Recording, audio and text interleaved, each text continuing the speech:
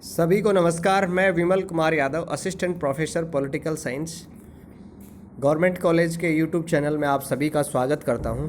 आज हमारी चर्चा का जो टॉपिक है वो है basic factors and objects of USA foreign policy, यानी अमेरिका की विदेश नीति के जो निर्माण करने वाले तत्व हैं, आधारभूत तत्व हैं वो, और अमेरिकन विदेश नीति के उद्देश्य।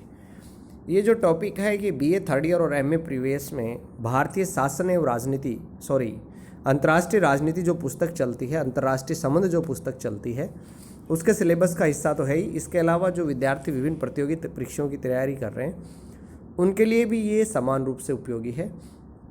इसमें जो क्वेश्चन बीए थर्ड ईयर में और एमए प्रीवियस में आता है वो ये है कि भाई अमेरिकन विदेश नीति का निर्माण किन तत्वों से हुआ है और अमेरिकन विदेश नीति की क्या विशेषताएं या क्या उद्देश्य हैं। तो ये क्वेश्चंस एग्जाम में अक्सर आता है, तो इस प्रश्न की हम चर्चा करेंगे आज। दरअसल संयुक्त राज्य अमेरिका की जो विदेश नीति है वो कई तरह के दबावों का और कई उद्देश्यों का एक दर्पण है। इसमें व्यवहारिकता ज़्यादा है, कई जगह हमें आदर्शवाद भी दिखाई देता है। दरअसल अमेरिका के लोगों की एक समस्या भी है और विशेषता भी है कि वो पूरी विश्व की समस्या मान लेते हैं खुद की समस्या को। अंतर्राष्ट्रीय समस्याओं में बड़े स्पष्ट होते हैं। अमेरिका के लोगों को हमेशा ये लगता है कि वो सन्मार्ग पे हैं, वो जिस मार्ग पर चल रहे हैं वही सही मार्ग है, और ये नीति और प्रवर्तित जॉर्ज वाशिंगटन के समय से ही अमेरिका की चली आ रही है। दरअसल अमेरिका की जो जनसंख्या है उसमें यूरोपियन मूल के लोगों की संख्या ज़्यादा है।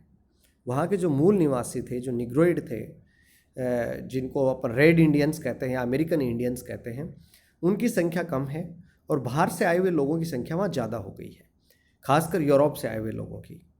और वो अपने पुराने महाद्वीप से बहुत ज़्यादा प्रेम भी करते हैं। यूरोप न केवल उनकी सभ्यता की मातृभूमि है बल्कि उनके अनुयायियों का आधा भाग जो है अमेरिका में ही बसता है। जब कभी यूरोप के विनाश का भय होता है तो वो लोग चौकन्ने हो जाते हैं। जब कभी यूरोप पर संकट आता है तो अमेरिका में भी भारी राजनीतिक संघर्ष उत्पन्न हो जाता है। यही कहा जाता है कि अमेरिकी जो है पश्चिम की ओर मुंह करके पैदा होते हैं, यह अक्सर कहा जाता है। अमेरिका की विदेश नीति के निर्माण में जो आधारभूत जो तत्व हैं, जो बेसिक फैक्टर्स यदि हैं, तो एक तो वहाँ के निवासियों का चरित्र, उन लोगों की महत्वाकांक्षाएं, अंतर्राष्ट्रीय समस्याओं के प्रति उनकी प्रतिक्रिया और राष्ट्रपति और कांग्रेस का संयुक्त प्रभाव, ये तत्व हैं जो वहाँ की विदेश नीति को प्रभावित करते हैं। इसके अलावा अन्य देशों की विदेश नीति की भांति अमेरिका की विदेश नीति भी वहाँ की भौगोलिक कारकों, प्राकृतिक संसाधनों, वहाँ की गुणवत्तापूर्ण जनसंख्या, सुरक्षात्मक तनाव, राष्ट्रीय हितों की पूर्ति, इन सब तत्वों से निर्धारित होती है। तो आइए बात करते हैं अमेरिकन विदेश नीति के निर्धारक तत्व कौन कौन से हैं। सबसे पहले अपन बात करते हैं भौगोलिक स्थिति।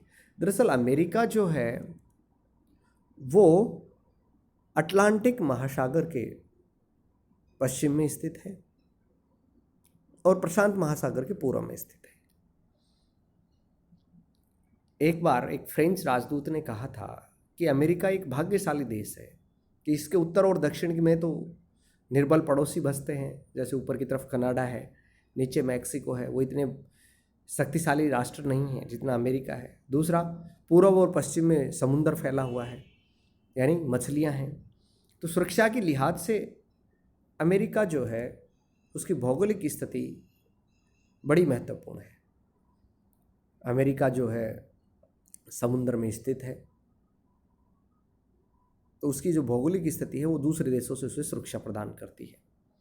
प्राकृतिक संसाधनों का उसके पास विपुल भंडार है और इन प्राकृतिक संसाधनों के दम पर उसके व्यापार और वाणिज्य में बहुत ज़्यादा वृद्धि हुई है। अमेरिका की जलवायु, वहाँ की पहाड़ और नदियाँ उसकी विकास और एकता में बाधा नहीं पहुँचाती है। दूसरा, प्राकृतिक साधन। अमेरिका के विकास में प्राकृतिक साधनों का एक बड़ा योगदान है। कोई भी देश जो होता है वो जो महाशक्ति बनता है तो उसमें आर्थिक तत्व निर्णायक होते हैं, और किसी देश के पास प्राकृतिक संसाधनों का विशाल भंडार होता है तो वो महाशक्ति बन जाता है। अमेरिका के पास प्राकृतिक संसाधनों की कमी कभी भी नहीं रही है। तीसरा जो अपन बात करें तो वो है सुरक्षात्मक शक्ति। अमेरिका ने हमेशा शक्ति राजनीति का अवलंबन किया है। अमेरिका ने हमेशा अपनी सुरक्षा कार्यक्रम पर बड़ा बल दिया है। उसने कहा है कि सैनिक कार्यक्रम को लगातार आगे बढ़ाना चाहिए ताकि राष्ट्र सुरक्षित रह सके। तो शक्ति राजनीति के ऊपर जो अवलंबन उन्होंने किया उसने अमेरिका को एक ताकतवर देश बनाया है। इसके अलावा अमेरिका की जो जनसंख्या में जो लोग हैं वो बड़े मेहनती हैं। अमेरिका की जनसंख्या गुणवत्तापूर्ण जनसंख्या मानी जाती है और जो प्रति व्यक्ति उत्पादन है अमेरिका का वो गैर पश्चिमी देशों की तुलना में ज़्यादा है। तो जो जनसंख्या का गुणात्मक पहलू है इसने भी अमेरिका को मजबूत बनाया है। पांचवा जो कारण है वहाँ की गृह नीति और दबाव गुट।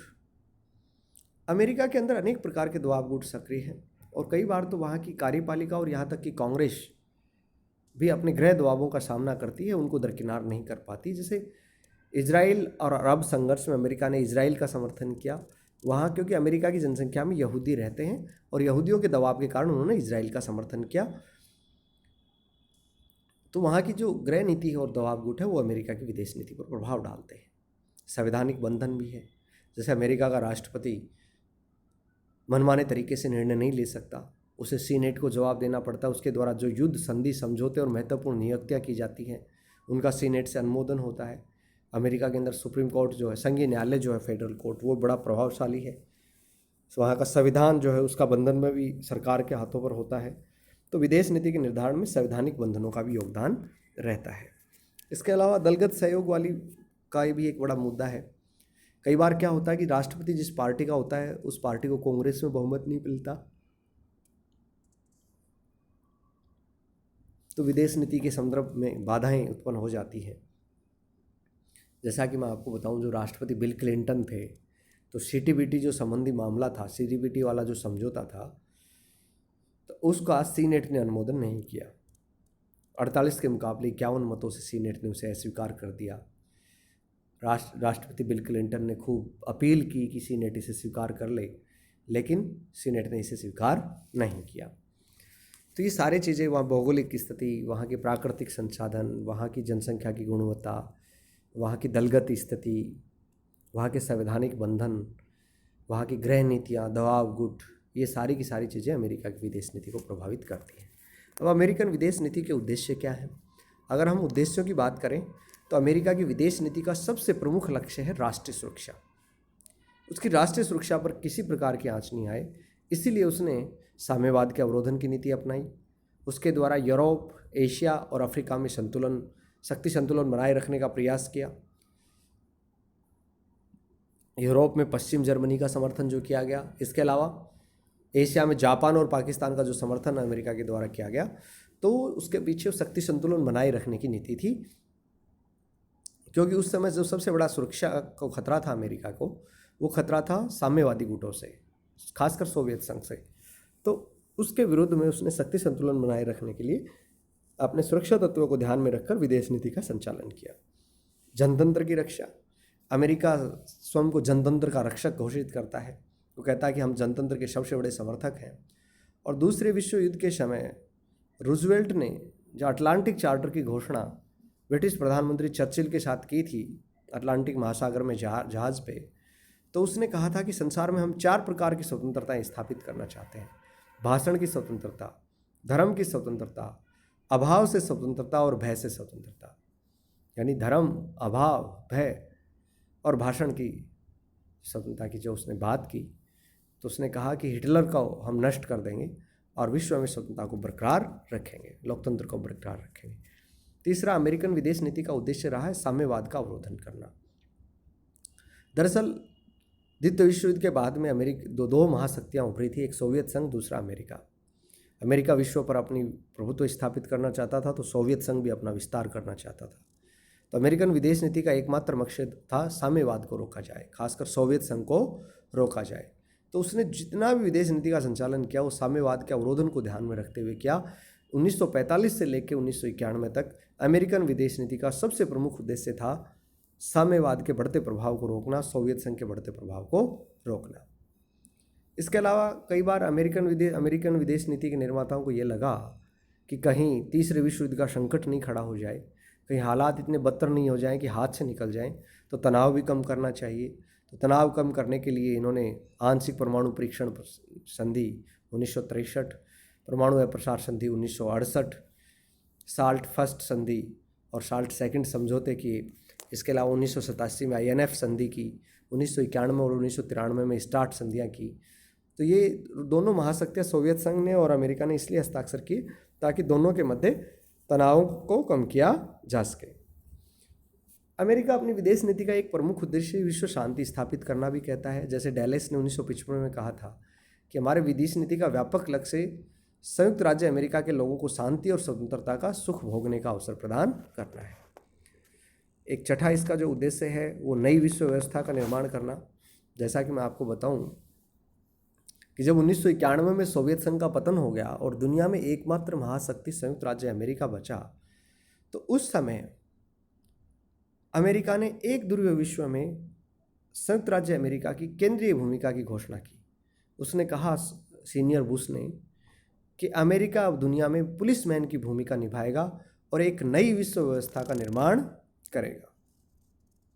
ये एक ऐसी विश्व व्यवस्था होगी जिसमें अमेरिका अंतर्राष्ट्रीय राजनीति का केंद्रीय ध्रुव होगा, दुनिया में पूंजीवादी अर्थव्यवस्था का सुदृढ़ीकरण होगा तथा संयुक्त राष्ट्र संघ के निर्णय अमेरिकी विदेश नीति के उद्देश्यों के अनुरूप होंगे। आज संयुक्त राज्य अमेरिका अंतर्राष्ट्रीय राजनीति का केंद्र बिंदु है, विश्व की एकमात्र महाशक्ति है और विश्व का आज कोई भी देश, यद्यपि चीन के द्वारा फिलहाल कोशिश की जा रही है अमेरिका के नेतृत्व को चुनौती देने की, लेकिन अकेला एक ऐसा कोई राष्ट्र नहीं है जो अमेरिका का मुकाबला कर सके। उसकी ज़बरदस्त परमाणु क्षमता ही नहीं है, उसकी आर्थिक क्षमता भी ज़बरदस्त है। दुनिया के अंदर जितने जीडीपी के अंदर 1/3 हिस्सा अकेला अमेरिका का है। हम विश्व व्यापार में अमेरिका की 20% हिस्सेदारी है, लगभग 5वां हिस्सा है और विश्व के ज़्यादातर देश निर्यात के लिए आज अमेरिका पर निर्भर हैं। वहाँ के पूंजी बाजार में इंटरनेट की वजह से बहुत तेज़ी आ गई है, डॉलर की मांग बढ़ चुकी है, डॉलर मजबूत हो रहा है और डॉलर को आज वैश्विक मुद्रा कहा जा रहा है, यानी अमेरिकन डॉलर का विश्व के व्यापार में दबदबा है। डॉलर की ताकत के कारण अमेरिका का विश्व व्यापार में न केवल हिस्सेदारी बढ़ रही है बल्कि अंतर्राष्ट्रीय मुद्रा कोष, संयुक्त राष्ट्र संघ और विश्व बैंक जैसी अंतर्राष्ट्रीय संस्थाओं पर भी अमेरिका का दबाव बढ़ रहा है। अंतर्राष्ट्रीय मुद्रा कोष और विश्व बैंक तो अमेरिका के इशारे पर ही काम करते हैं। संयुक्त राष्ट्र संघ के द्वारा भी अमेरिकन ताकत को नज़रअंदाज नहीं किया जा सकता। तो अमेरिका नई विश्व व्यवस्था के निर्माण में एकमात्र महाशक्ति है। जब 11 सितंबर 2001 को 9/11 का अटैक जिसको बोलते हैं, 11 सितंबर 2001 को जब अमेरिका के पेंटागन पे और विश्व व्यापार केंद्र पे जो हमला हुआ, तो अमेरिका ने दरअसल इतना बड़ा आतंकवादी हमला अपनी ज़मीन पर पहले कभी नहीं झेला था। तब उसे पता पड़ा कि वैश्विक आतंकवाद के खतरे क्या हैं, क्योंकि उससे पहले ये होता 2001 से जैसे भारत पर आतंकवादी हमले होते थे, भारत अमेरिका से कहता कि आप पाकिस्तान पर प्रतिबंध लगाएं, लेकिन अमेरिका पाकिस्तान पर प्रतिबंध नहीं लगाता था, केवल संवेदना के झूठे शब्द बोलकर किनारा कर लेता था। लेकिन जब उसकी खुद की ज़मीन पर हमला हुआ, हजारों लोग उसके मारे गए, तब अमेरिका को एहसास हुआ कि आतंकवाद एक कितना बड़ा खतरा है और फिर उसने वैश्विक आतंकवाद के विरुद्ध कार्रवाई की घोषणा कर दी और अमेरिका ने बदले की कार्रवाई के लिए विश्वव्यापी समर्थन जुटाना शुरू कर दिया। आज आतंकवाद का उन्मूलन अमेरिका की विदेश नीति का एक घोषित लक्ष्य है। क्वेश्चन जो एग्जाम में आता है कि अमेरिकन विदेश नीति के आधारभूत तत्व है वो उद्देश्य स्पष्ट कीजिए, ये क्वेश्चन एग्जाम में आया हुआ है, आपको याद करना है। कोई समस्या हो तो आप यूट्यूब के कमेंट बॉक्स में लिख सकते हैं या कॉलेज का जो व्हाट्सएप ग्रुप बना हुआ है उसमें आप इस कंटेंट से संबंधित कोई समस्या हो तो आप साझा कर सकते हैं, उसका उचित समाधान करने का प्रयास मेरे द्वारा किया जाएगा। आप सभी का बहुत बहुत धन्यवाद, बहुत बहुत आभार।